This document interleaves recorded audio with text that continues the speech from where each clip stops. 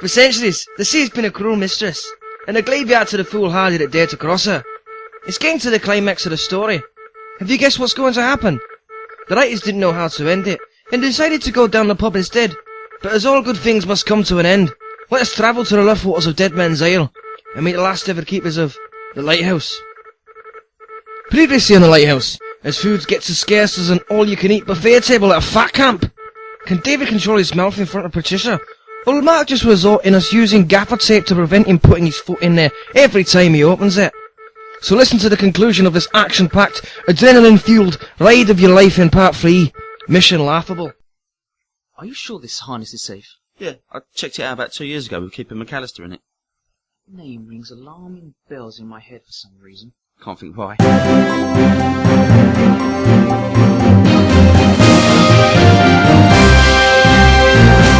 Bad luck befell the Lighthouse on Dead Man's Isle when Keeper Frederick McAllister was airlifted off the island with multiple injuries, whilst using a harness to clean the outside of the lighthouse's windows.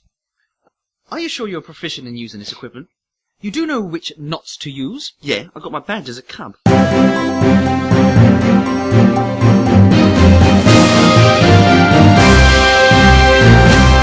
Bad luck befell a London cub pack yesterday when the harness to an abseiling tower came undone, leaving a youngster with concussion and several broken ribs. I'm sure I won't be making the same mistake for a third time. Sorry, I'm not doing this. You can execute this risky manoeuvre. Execute? Not the best word to use, especially as I'll be hanging outside the lighthouse in the dark. Anyway, what makes you an expert with knots and stuff? It is all there in basic training. Plus, I've extensively studied them over and over again in the South Sea Knotting Museum. Oh, that dive. It was voted the worst museum in the mainland 30 years running. This is an unjust criticism. No, it isn't. It's so rubbish that the curators pay you to visit it. It is not that bad. Bad isn't the word I would use. Crap would be a better one. I thought you'd be good with knots considering that magazine you subscribe to. What, Big Jugs Weekly? No. The Friends of the Rubber Gimp. Have you been looking at my reading material? Your magazines usually have very little or no reading material in them. There are more pictures than anything else, and for this one, I was afraid to look inside. But you did, didn't you? When I plucked up enough courage, I had nightmares thinking about it. That reminds me, can you also keep the noise down at night? What noise? The noise of rubber slapping on flesh, interspersed with shouts of, "Who's the daddy? Who's the daddy?" That wasn't me. It was. I know you have needs, but keep them to yourself. It won't be happening anytime soon, as my only need is now for a punch repair kit. Let's just get back to the plan. You swing out from the top of the tower, down to Robert's bedroom window. Open it, climb in, and we get our food back, and liberate it. Yeah, it's us against the Scottish, like in that film. They can take our chiefs, but they'll never take our freedom. And what film is that? Dave Hart? Hello, Captain McRoy. What's he wearing? A safety harness. Why? He's cleaning the windows outside the lighthouse. They are filthy and have not been done since... Keeper McAllister's accident. Accident, that's right. Exactly what the investigation people called it. Yeah, an accident. It was. Not gross negligence. No. Why at night? Why? What at night, Captain McRoy? Clean the windows? To lessen the potential of gull attacks whilst he's doing it. Can't disguise it.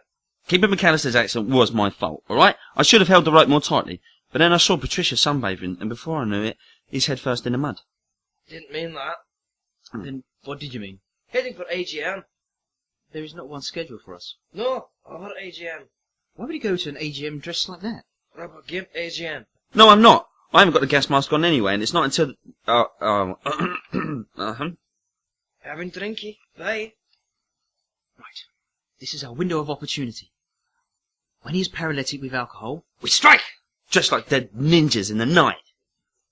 Or harnessed up for a night out on the town with a rubber gimp! Come in, limp pansy. I'll repeat. Come in, limp pansy. Over. Can I have another name? This one is humiliating. No, you can't. It was my idea. So come on in, limp pansy. Say my call sign and then say over. Over. Yes, you do. And then say over. Over. Call in... Rampant rabbit. Rampant rabbit. Over. What do you want? Over. Called me. Over. Over where? Oh yeah, I get it. Is the target in a state so we can proceed with the operation, over? He's asleep, if that's what you mean. Just get on with the deed, and no more stupid jargon. If we're doing this, we do it properly. I'll go in a minute, over. My rules, remember. You say over. I didn't say over. Over just then. Eh? Help. I'm being attacked by my sexy dog Steven. Over. Steven Seagull.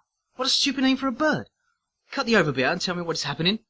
And John, I'm just easing myself gently down. That reminds me of the time. Keep your mind on the job. I am. Quick. We're going to have to abort. Patricia's coming. Well, you've come too far. This has to happen. Maintain radio silence. What? Keep your mouth shut and I will keep Patricia busy whilst you get into the Captain McRoy's room. Wilco, over and out. Okay. Against my better judgment, I have decided to give you and the perverted one last chance. Where is he? He's rustling up a seafood extravaganza, limpets, mussels, seaweed, and sea urchins. They are a real delicacy, so he said. Oh, so you're not starving much then? On the contrary, the sea is nature's bountiful larder. I only did this to you to show you how much you should appreciate. I've liberated my food friends. Hello, Chris. Hello, Chocolate. Hello, Dundee Special Reserve. Why, there's lots of you. 3, 4, no, 5 cases of you to be precise. Where's David? As I said, he is gathering a myriad of delicious shellfish by the shore. Where? Is chocolate crisps and whiskey classed as seafood then? Something here smells fishy.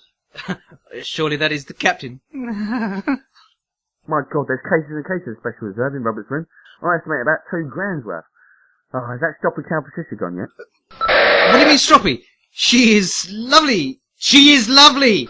Can be sometimes. I wouldn't say no to a bit. But at the moment, she's a sour-faced cow. Well, that sour-faced cow heard all of what you said, and you've no chance of getting a bit. Oh, David! Get your bum down here now! Mark, wake Robert up. He'll have no fear like a woman severely pissed off. Surely you mean scorn? No! I mean what I mean, and pissed off is exactly the word I am looking for. We all got off lightly with Patricia. I'd like to get off of her. Silly little girl. You've changed the tune, Captain. Confiscated my dum-doo. She cured your fear of water, though. Stupid lassie. How? When she was loading his whiskey on the boat, he got a bit too gobby, and so Pat calmed him down with her fist and he fell in the sea. At least, the smells disappeared. Why was Patricia angry with the captain? Time of month. She said if he hadn't been creaming off the budget to buy his whiskey, none of this would have happened in the first place. And she is right. But cheer up. It is nearly tea time and David's got something special for you. Yeah. We know you're allergic to fish, Robert. Yeah, so we have a meal especially for you in mind. What have we got, David? Well, for starters, it's deep-fried white bait, followed by mains of char-grilled sea bass with a sapphire and pudding carrageen jelly. Won't that be nice? Hey, Robert, I want to see a clean plate. The Lighthouse Supply and Demand was written by Colin Wade and Ian Raymond. Gary Ball played David Nation. Justin Cartledge played Mark Winterbottom. Amy Clinton played Patricia Drake. And Nicky Jott played Captain Robert T. McRoy. Special guest star Jeffrey Tunney was the voice of the wacky foghorn in scenes 29 and 6. No lobsters were handed during the making of The One Thing. While our comedy was taken out back and given a severe talking to. Until next time, I'll be listening. Will you?